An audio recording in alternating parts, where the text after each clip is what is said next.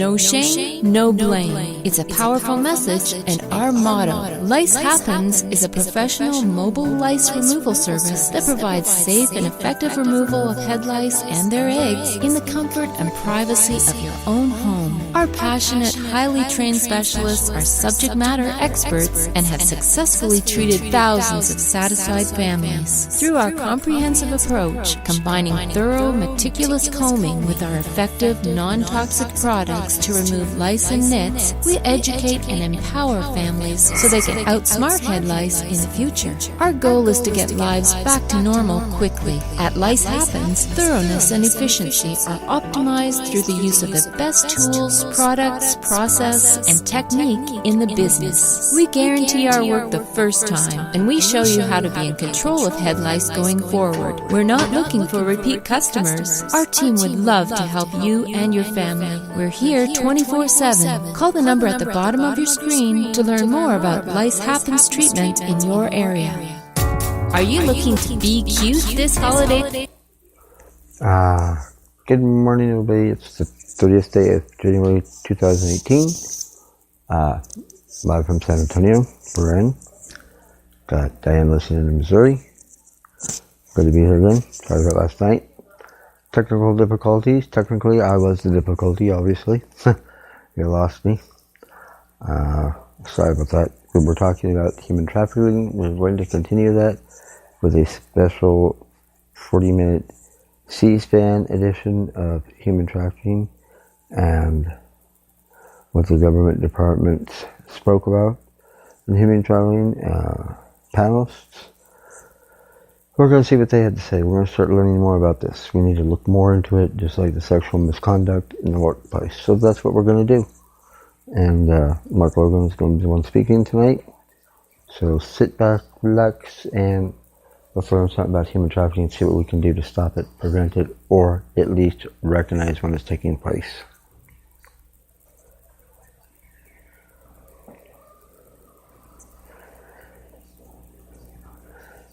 Don't forget, this is C-SPAN.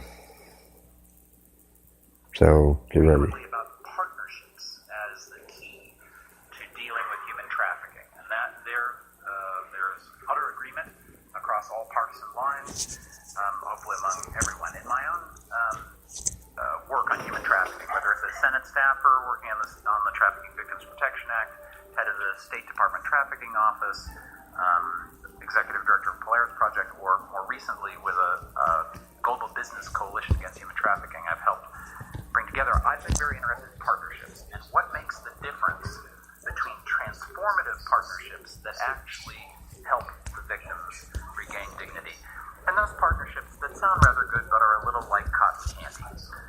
Pretty, fluffy, sweet, but not much content. These are people who work on partnerships that are full of content, and hopefully we can have some lessons today about what makes for transformative partnerships.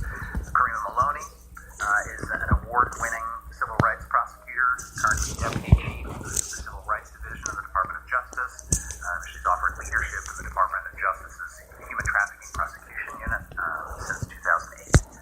Dave Rogers, a special agent with the FBI for a number of years, is currently supervisory special agent in the Civil Rights Unit and program manager for human trafficking investigations throughout the FBI. Angie Salazar is the Deputy Chief of the Human Smuggling Trafficking Unit at Homeland Security Investigations Headquarters.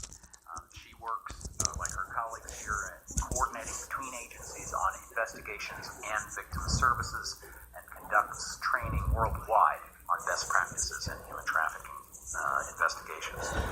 Last but not least, Maggie Wynn, Director of the Division of Anti-Trafficking in Persons in the Office of Refugee Resettlement at the Department of Health and Human Services. And in this role, she leads the HHS Rescue and Restore Victims of Human Trafficking campaign.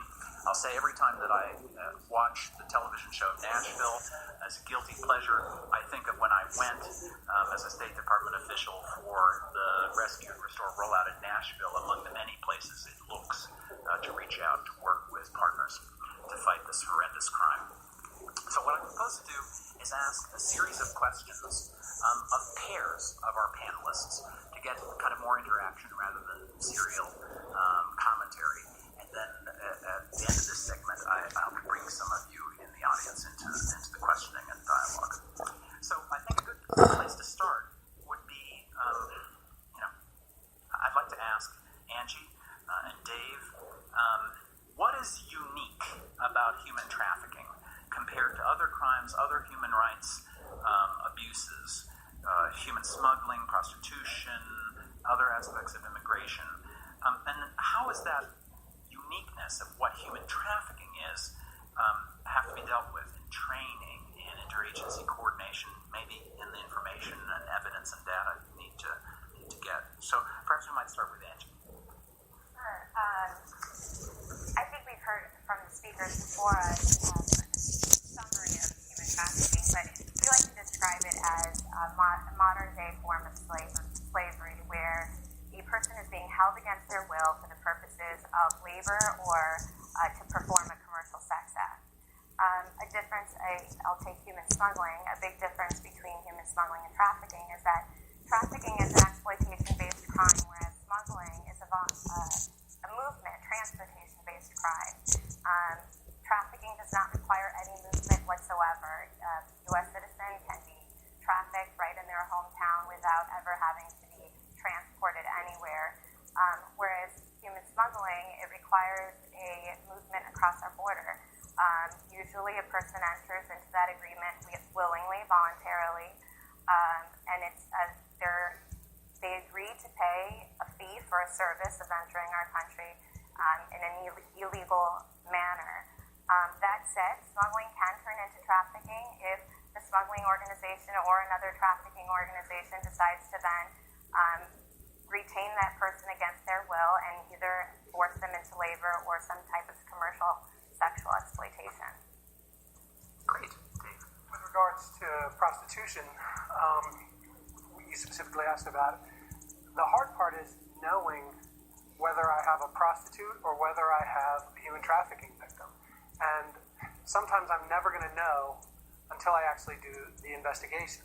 And there's often a reluctance among particularly U.S. Attorney's Office to go after prostitution charges because we don't want to be the morality police or things like that. And maybe vice units can handle that. And they're typically significantly, their time is needed more often. There's more demands placed on the local police departments than on those of us that are in. We have a luxury of time. The problem.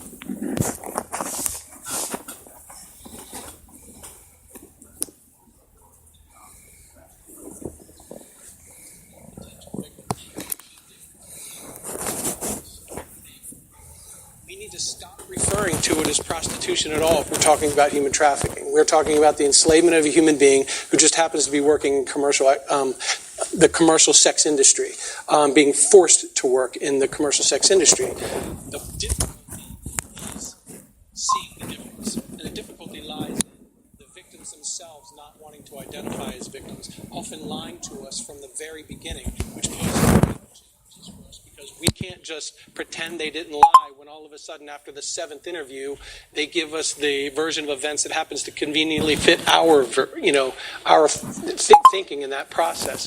So the training requires that we do, the way we get into it is patience is a virtue. I have to teach agents, we have to teach our agents to be patient, to take the long-term approach, and as everyone has said prior to us, to partner with those in the field, with the non-government organizations, with our victim specialists who actually have that expertise. We as agents have expertise in dealing with human beings, but we typically, that's not always our expertise. And so it has to be a multifaceted partnership that from the very beginning includes all of the various entities along the way.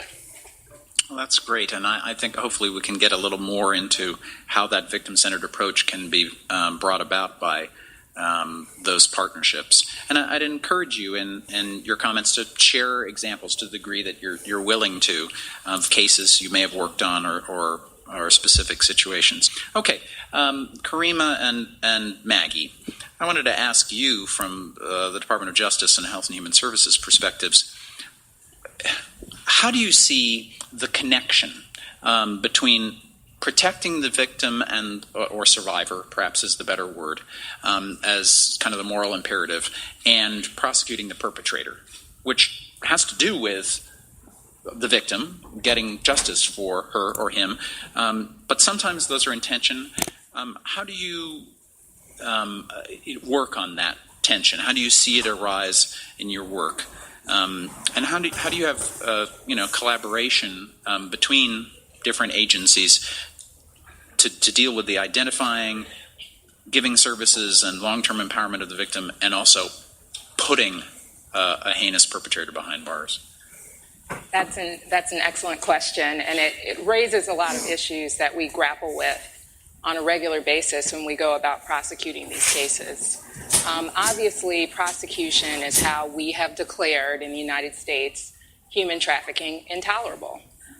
We rescue victims every day, but obviously we can't stop at the rescuing of the victim and allow a trafficker to go on in impunity.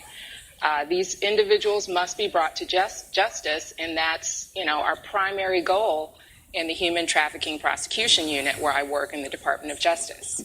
We bring these cases across the country, and our goal is to see these people brought to justice. But at the same time, we obviously recognize that it's extremely difficult to participate in the criminal justice process, going to court, testifying, telling the most intimate details of probably the most horrific thing that could happen to a person. So we recognize that victims are in a really difficult position, and our goal may not always align with their goal. So what do? How do we handle this tension? What we do is we take a victim-centered approach. We work with NGOs, we work with victim services organizations, we work with experts, and everything is about stabilizing and empowering the victim so that they can be active participants in the criminal justice process. We do this from a trauma-informed point of view. So all of what I was taught in law school and all that I've learned through my cases didn't really prepare me to work on these sorts of prosecutions. I almost had to learn social science, but it's what the job demands. And the unique thing about it is that when you take this approach, if you do it right, the results are amazing. There's something truly empowering and cathartic about a victim being heard and being believed in a court of law and by a jury of their peers that really transforms them in a way that perhaps typical mental health services may not. I know that I witnessed this in several cases that I've worked on. I worked on a trafficking case involving a very violent pimp who enslaved women who were homeless or drug addicted. He forced them into prostitution. He raped them, he beat them, he held them against their will in various locations. And these women were terrified of this man. And to compound that, in the prosecution, he decided to fire his attorney and proceed pro se. So he's representing himself. And I have to tell these witnesses, the person cross-examining you is your trafficker. When you get up there to take the stand, this is the person who's going to be asking you hostile questions. So it was very unclear for us if these witnesses would go forward in the prosecution, if they would be willing to participate, where they'd not only have to see him in court, but they'd have to speak to him and answer his questions and kind of be under his control once again. So preparing the victims for court was difficult, and it was something that I wasn't used to because I'm usually in a posture where I have a defense attorney as an adversary, not the actual trafficker. And he's at an advantage from this standpoint because he was present for all of the events that he's asking about. I wasn't there. He was there and the victims were there. So this was difficult, but it was really amazing to see how the victims responded to him and how they came alive in court when they were challenged by this person who did this to them about 2 or a year and a half ago. I really saw all of the services that they received